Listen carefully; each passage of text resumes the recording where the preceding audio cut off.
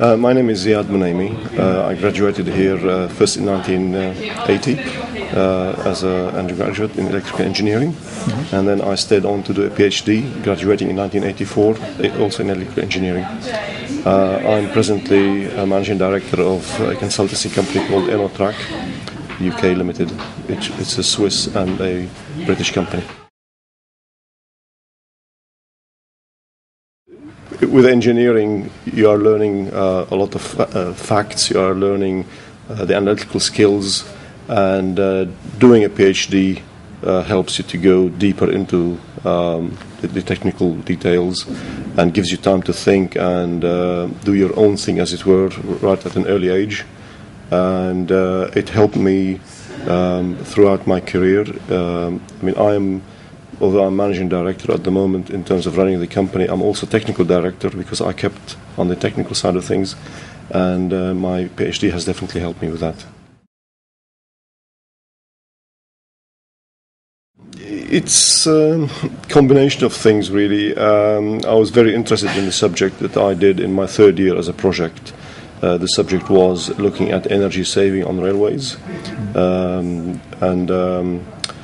when I came to graduate, I thought about going into industry at first. In fact, I did start doing some training in industry, and I thought, no, I'd like to come back and do a PhD.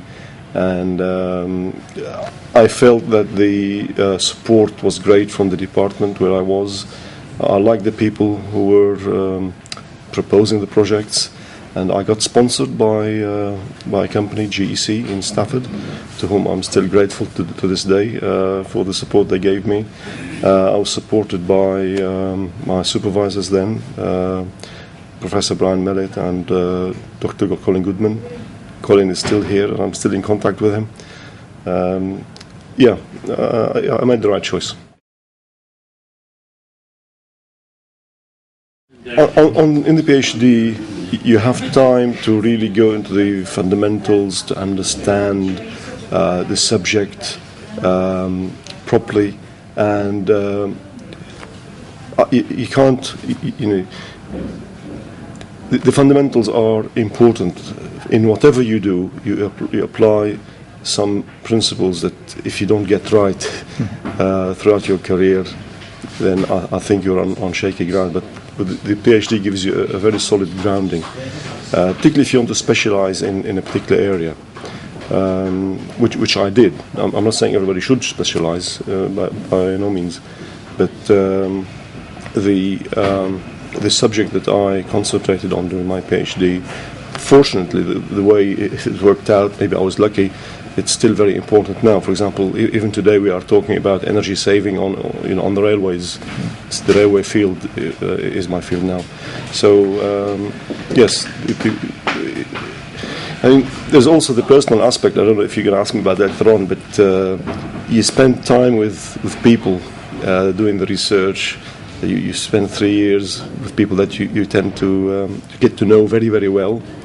And in fact, they are my best friends still today. And I'm talking, nearly 30 years ago that I graduated with the PhD. And I still have many, many friends from the time I was at university doing the research.